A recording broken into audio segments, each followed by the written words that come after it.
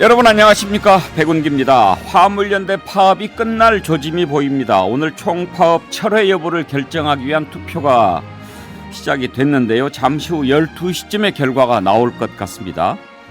민주당이 안전운임제 3년 연장안을 수용하겠다라고 밝힌 것도 한몫한 것 같지만요. 아무래도 정부의 업무 개시 명령으로 파업 이탈자들이 상당수 나오면서 동력이 좀 빠진 게 가장 큰 이유인 것 같습니다. 법과 원칙을 내세운 정부의 이번 대처가 국민들한테 좋게 받아들여졌을까요? 윤석열 대통령 지지율이 소폭 상승했습니다. 월드컵 16강도 좀 요인이 됐겠죠. 이런저런 내용 한번 살펴보겠습니다. 백운계 시사 1번지 출발합니다.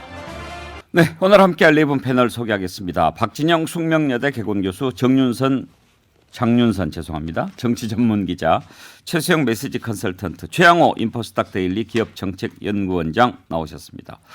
어서 오십시오. 안녕하십니까. 안녕하세요. 여러분들이 함께 만들어가는 백운기의 시사 1번지 유튜브 댓글, 문자 메시지 샵 2315로 의견 보내주십시오.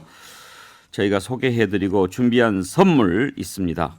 전지현 CPHC 치킨 쿠폰, 자연주의 화장품 글래모에서 드리는 클렌징 폼 드리겠습니다. 오늘 아침에 임금님 귀에 캔디 아이디 쓰시는 분 애인 기다리는 마음으로 기다립니다. 아유, 정말 감사합니다. 아침에 우리 유튜브 댓글에 보면 방송 시작하기 전부터 아주 건전한 토론마당이 펼쳐지는데요. 꽃 꺾지 마라님께서 양심혁명님 좋은 날 아침인데 좋은 말만 하기로 해요. 양심혁명님 그럽시다. 좋은 얘기 합시다. 죄송합니다. 좋습니다. 양심혁명님 아이디가 참 마음에 들어요. 양심혁명. 네, 예. 양심혁명. 우리 양심의 혁명이 좀 일어나야 돼요. 네, 그렇습니다. 예.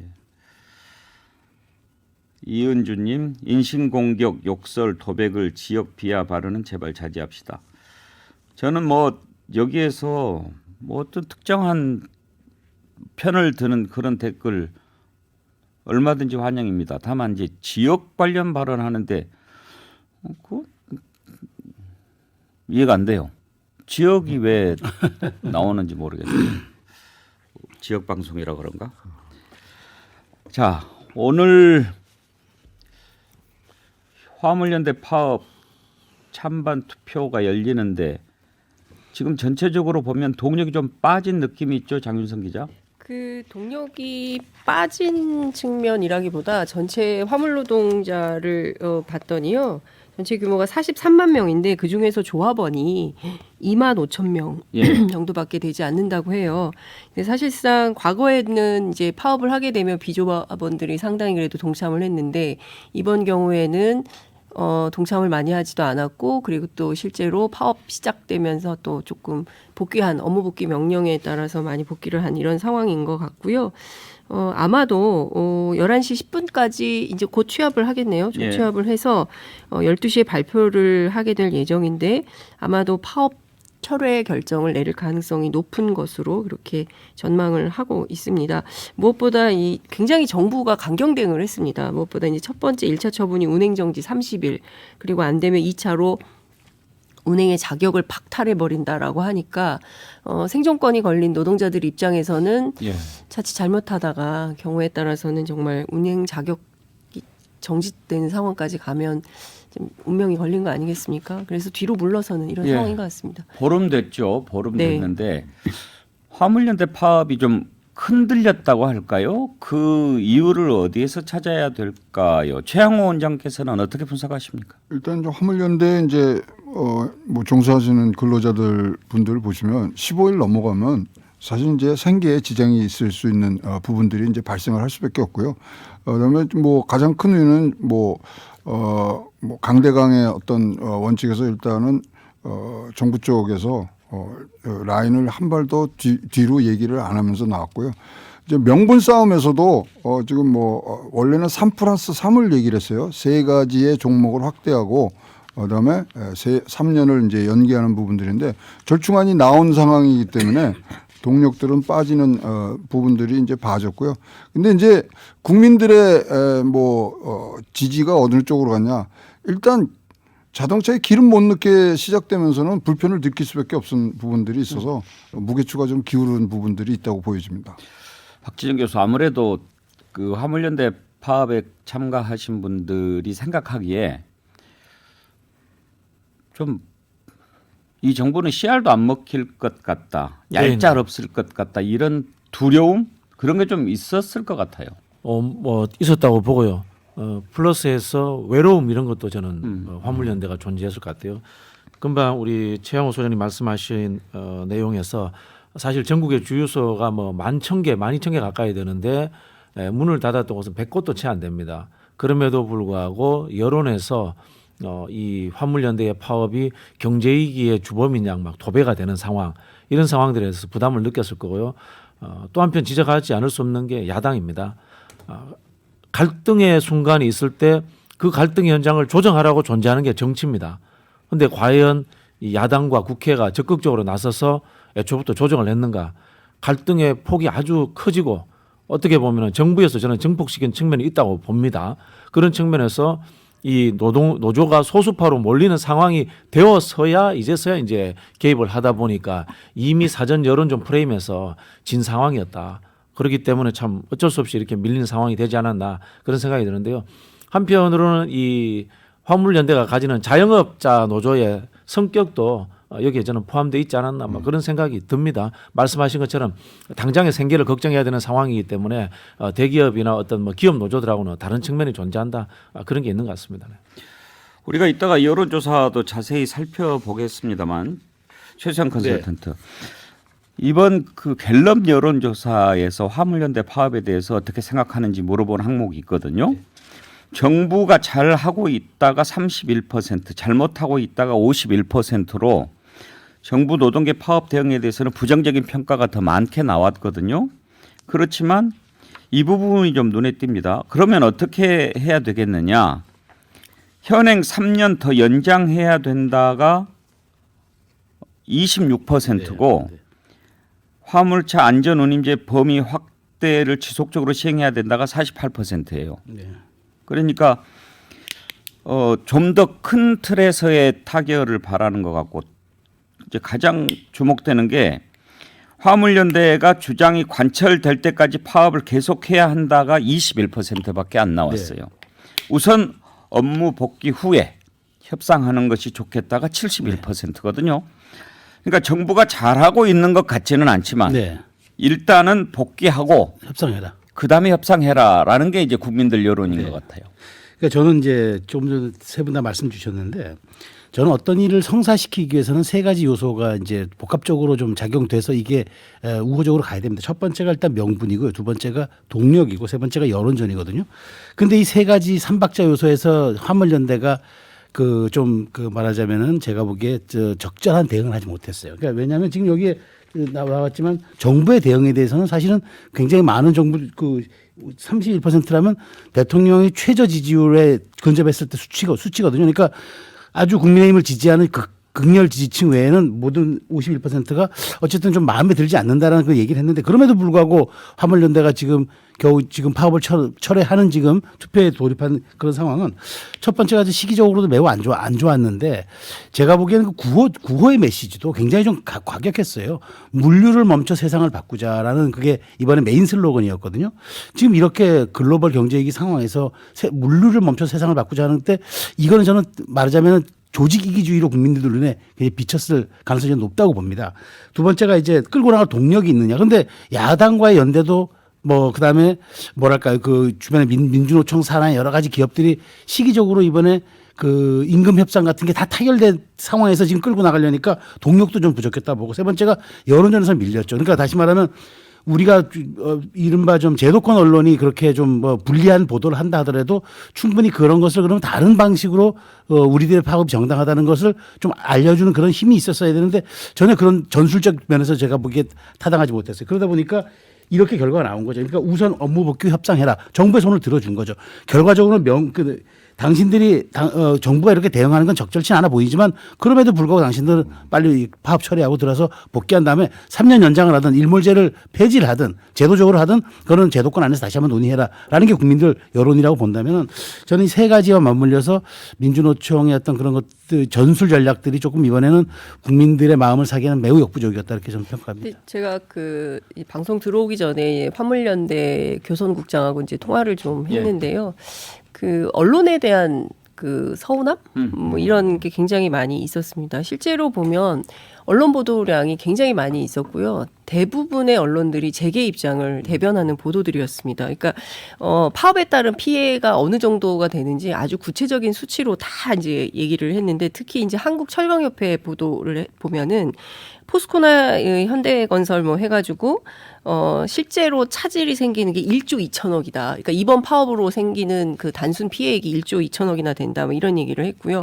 반도체 같은 핵심 산업으로 피해가 확대돼가지고 우리 경제가 전반적으로 다 위기가 생길 거다. 그러니까 모든 문제, 우리 경제가 나빠지는 모든 원인은 이 파업하고 있는 화물연대 노동자들인 것처럼, 그러니까 화물연대 노동자들에게 어떤 중죄인 프레임을 언론이 이제 씌우기 시작했고 거기에서 벗어나기 굉장히 어려웠던 것이죠. 그러니까 무슨 주장을 하더라도 이 사람들의 파업의 정당성은 없다. 그럼에도 불구하고 화물 노동자들이 겪고 있는 그 안전운전에 대한 그 강박 이런 것들이 우리 국민들에게 있기 때문에 여론조사 지표는 이렇게 긍정적으로 나오는 측면이 있는 것이죠. 예. 그리고 사실 안전운임제가 꼭 필요하다. 이거 왜냐하면 화물 노동자들만의 문제가 아니라 주변의 피해도 있기 때문에 교통사고를 예방하는 차원에서 졸음운전하지 말자는 차원에서 이런 여론은 형성이 돼 있다고 보는 겁니다. 그러니까 그럼에도 불구하고 재계 입장, 정부의 입장이 너무 강경하다 보니까 화물 노동자들이 이 프레임에서 벗어나서 새로운 논점을 가지고 파업을 연장하기는 굉장히 어려운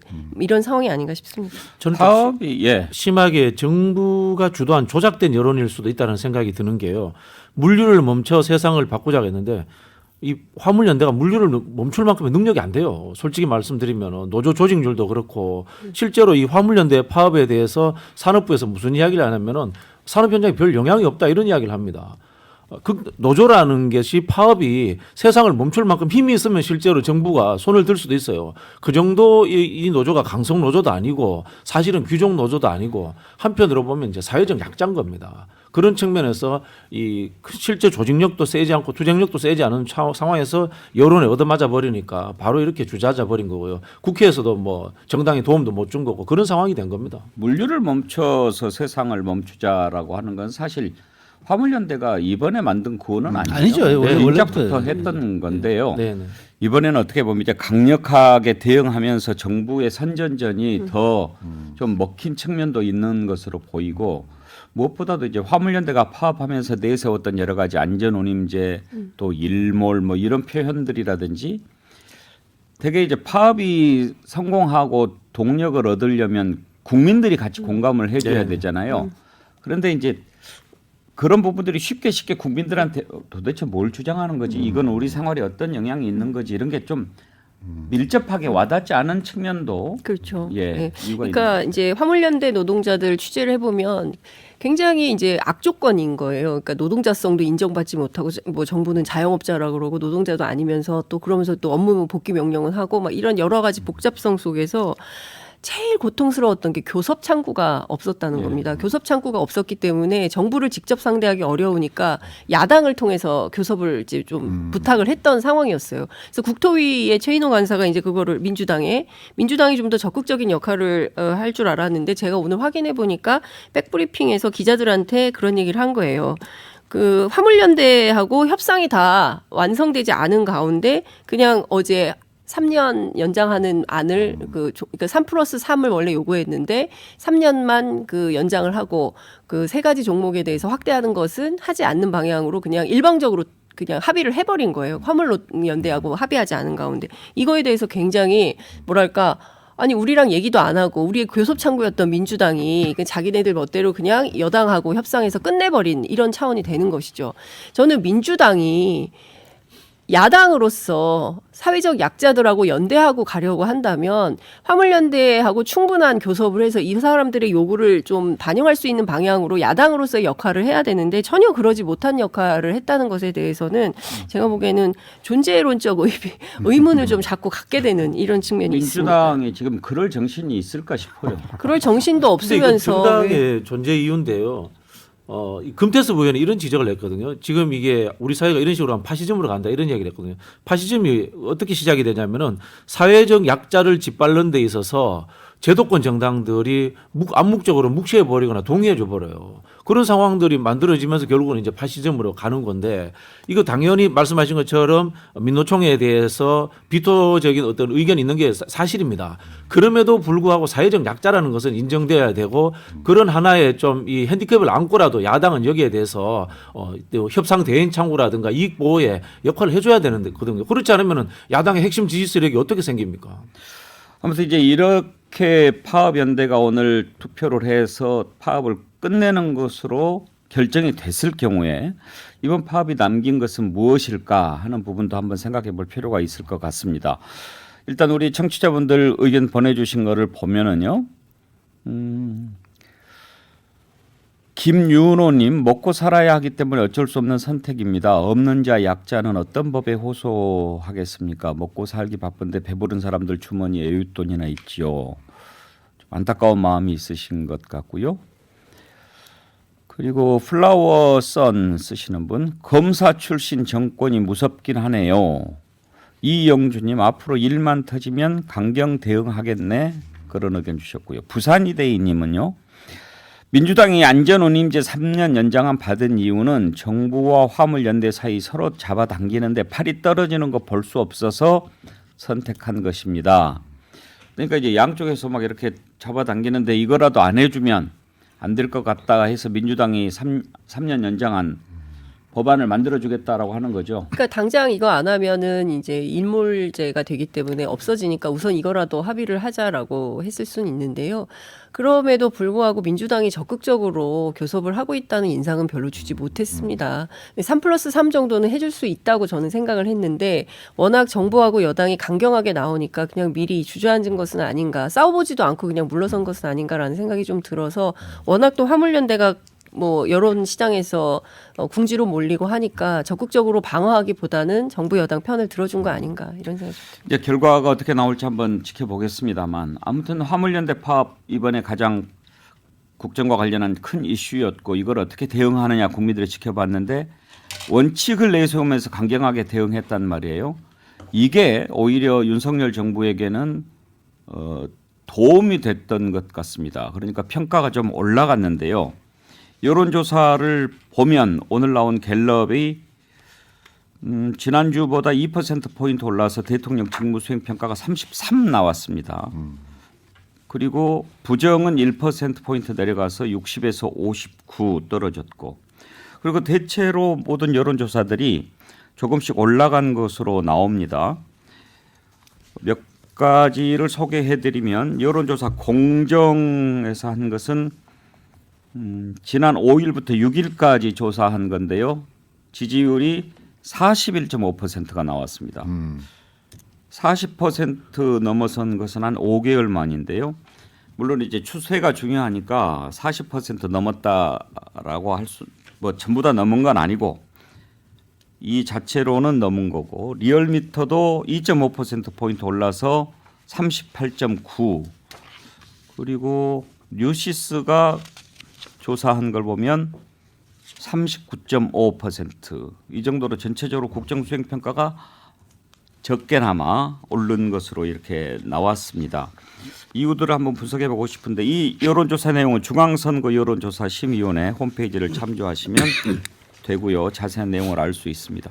최수영 컨설턴트 화물연대 강경 대응도 있고 또 월드컵 뭐 16강 진출한 거 뭐 이런 것도 이유가 좀 될 것 같고 저는 뭐 세 가지 정도. 그러니까 도어 스태핑 중단도 있죠. 도어 스태핑 예, 중단. 저는 그러니까 중단. 그러니까 뭐 그 포기는 아니니까 현재는 잠정 중단인데 일단 지금 만일 그 도어 스태핑이 계속 됐다고 생각해 보십시오. 지금 화물연대 계속 이런 입장에서 매일매일 출근길에 정부 입장, 대통령 입장 물었을 거 아닙니까? 그러면 메시지가 얼마나 정말 혼선을 빚었을까요? 저는 그런 것들이 일관되게 정부가 국무회의에서 대통령이 모두 발언해서 이렇게 정제된 변들이 나가고 장관들이 바로 나서 백브리핑 형식으로 발표를 하고 이런 것들이 조금 뭔가 이 좀 대통령이 갖는 권위, 그 다음에 어떤 메시지의 힘 이런 측면에서 저는 굉장히 순기능적 역할을 했다 그러고 두 번째는 저도 당연히 월드컵 꼽습니다.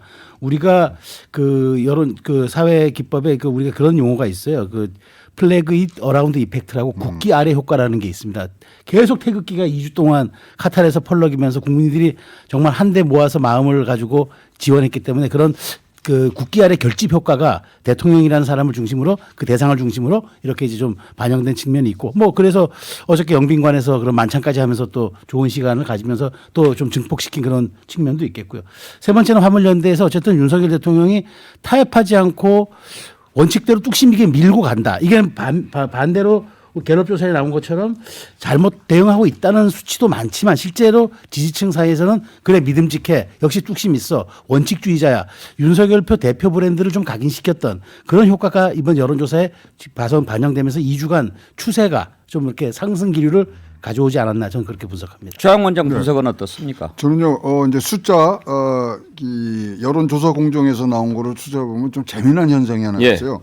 보시면 이제 41.5%가 이제 잘한다 그랬는데, 자, 우리 잘한다는 뭐와 뭐에 더하면 매우 잘함과 다소 잘함이에요. 예. 매우 잘함이 29.9예요.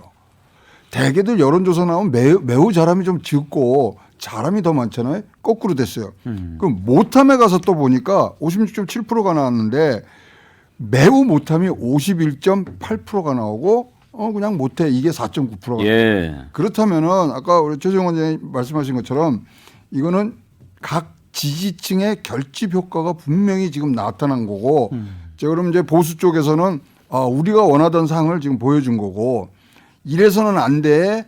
지금 현재 상황에서의 진보 쪽에서는 다 지금 당내 어떤 리스크라든가 이런 것들에 위기감을 느낀 숫자들이 지금 뭉쳐 있기 때문에 이게 진짜로 저는 더 우려스러운 모습이죠. 점점 더 양분법에 의해서 의견들이 갈리고 있는 그래서 해결점이 어디서 찾아야 되는지 모를 정도의 지금 숫자들이 다시 생산되는 게 단순히 이제 윤석열 대통령 지지율이 올라간 거에 뒷면에는 그런 면들이 지금 장악하고 있다고 보여집니다. 월드컵 효과를 얘기한다면 이런 글이 재미있습니다. 월드컵 때문에 올랐으면 16%는 올라야지 이런 글이 있고 1.6은 올랐잖아. 2002년 월드컵 때 정몽준 후보가 그 후광으로 대권 주자 1위까지도 올라갔었거든요. 여론조사요. 그런 거 생각하면 사실 적게 오른 거죠. 근데 아마 우리 국민들이 물론 저는 어느 정도 이 말씀하신 것처럼 초속된 표현은 국뽕 효과는 봤을 거라고 생각은 듭니다만은 한국 사회가 합리적이기 때문에 그게 대통령 지지율을 상승을 올리진 않았다고 보고요. 우리 원장님 말씀하신 것처럼 이 매우 잘함이 많이 나온 것은 결국은 굉장히 보수적인 네거티브 정책 행위, 노조에 대한 이 탄압 행위로서 보수층이 결집했다 이렇게 보는 게 저는 정답일 거라는 생각이 들고요. 12구 참사로 보수층들이 결집하고 싶어도 부끄러워서 잘 결집을 못했을 거예요. 그런데 이 화물연대에 대해서 대응을 잘했다 이런 생각을 하니까 이제 마음 놓고 결집해 주는 거죠. 근데 정당 지지도도 같이 봐야 되는데 예. 이번에 국민의힘은 41.9가 나오고 더불어민주당은 3.79가 나왔어요. 잠깐만요. 37.9. 그거 이제 어디 거예요? 공정. 공정. 예, 같은 공정은 겁니다. 그 정도 하고 갤럽으로 한번 봅시다. 갤럽이 우리가 이번 매주 다루는 거니까. 네. 이번 주 나온 갤럽 정당 지지도를 보면 국민의힘이 36, 민주당이 32%로 국민의힘이 4%더 높게 나왔습니다. 예. 그러니까 지금 국민의힘은 상승하고 민주당은 떨어진 거 아니에요? 예. 이거에 대해서 민주당과 또 여당 관계자들은 굉장히 심각한 사태로 이제 보셔야 돼요. 사실 이제 저 화물연대도 터닝 포인트가 두 번이 있었어요. ILO의 참전과 그다음에 또 한 가지는 맨 처음에 안전운전에 대해서 숫자들 나올 때가 있었습니다. 그래서 안전운전이라고 함에 불구하고 화물차의 사고가 더 많았다. 이때 두 번째 터닝 포인트를 전혀 민주당과 관계자들이 좀 어떤 지원이라든가 이런 부분들을 안 했기 때문에 그런 것들이 이번에는 이 지지율의 하락과 상승으로 나타난 거 아니냐. 지지율이 역전되는 그런 이제 사태가 이제 나타난 부분인데 이거는 뭐 진짜로 여러분 잘 아시지만 오르락 내리락 하기 때문에 이것이 어떤 뭐 전반적인 상승 추세를 갖췄다고 보기에는 어렵습니다만은 이런 포인트들을 여당의 야당의 관계자들은 포인트를 잡아서 대처들을 하셔야 될 포인트라고 보입니다. 예. 근데 저는 이번에 갤럽 조사를 보면 그 대통령 직무수행 그 관련해서 긍정평가 1위가 노조 대응이고요. 플러스 16입니다. 그래서 모두 24% 긍정평가를 해 주셨는데요. 저는 사실 언론의 역할이 상당히 심각했다라고 봅니다. 그러니까 노동조합과 관련된 문제를 보도함에 있어서 정말 재계의 일방적인 입장을 무차별적으로 보도하는 게 경제적 손실과 피해를 강조하고 실질적으로 노동자 편에서 이분들이 왜 생존권을 건 이런 투쟁을 할 수밖에 없는가에 대해서는 한겨레 경향 오마이뉴스 정도입니다. 보도하는 수준이요. 그렇기 때문에 보도량은 비할 수가 없는 수준이었기 때문에 저는 여론의 균형이 깨지는 것은 너무나 당연하고 그리고 보수층이 결집하는데도 이런 언론 보도가 아주 큰 영향을 미쳤다고 볼 수밖에 없습니다. 예. 저는 금방 말씀하신 문제는 사실은 민주당 정권에서도 있었던 일이에요. 이게 뭐 한국 사회의 정권이 민주당이냐 국민의힘이냐가 아니라 실제로 언론과 재벌과 그다음에 이 한편으로 이 기재부까지 포함되는 삼각축에 의해 가지고 늘 있어왔던 일이다 이런 생각이 들고요. 이런 일들에 대해서 상대적인 진보 정당의 성격을 가지는 정당들이 적극적으로 또 대변해주지 않는다면은 이게 사회적 약자들이 결국은 설 자리가 없어진다 이런 생각이 들고요. 한편으로 이 문제는 현재 민주당의 이 투쟁 방향이라는 표현이 그렇습니다만 전략적 방향과도 저는 연결된다고 보는데요. 윤석열 대통령에 대해서 매우 잘못함이 50%가 넘어요. 50%가 넘는데 지금 민주당이 취하는 위치는 어떻게 보면 상당히 중도화 전략을 쓰고 있어요. 과연 이 시점에서 민주당이 중도화 전략을 쓰는 것이 맞는가라는 판단을 해봐야 됩니다. 여기에서 아까 말씀하신 것처럼 다소 잘못함이라든가 다소 잘함 이런 중도적 해석이 가능한 포션들이 많을 때는 중도화 전략을 쓰는 것이 의미 있을 수 있습니다만은 지금처럼 부정평가에서 강력한 부정평가가 많을 때는 오히려 민주당도 좀 더 투쟁적으로 하는 것들이 지지층들을 결집시키는 데 도움이 되지 않을까 그런 생각이 듭니다. 화물연대가 오늘 12시쯤에 투표 결과를 발표한다고 했는데요. 속보가 하나 떴는데 화물연대 부산본부는 투표 결과에 상관없이 10시 반에 총파업 철회하고 해산 결정을 내렸다고 합니다. 아마 뭐 전체적으로 그 방향으로 가지 않을까 싶은데, 네. 왜 화물연대 파업이 이렇게 느슨해지게 됐는지 그리고 윤석열 대통령 지지율이 약간 오른 거 무엇 때문인지 살펴봤습니다. 전하는 말씀 듣고 2부에서 이어가겠습니다.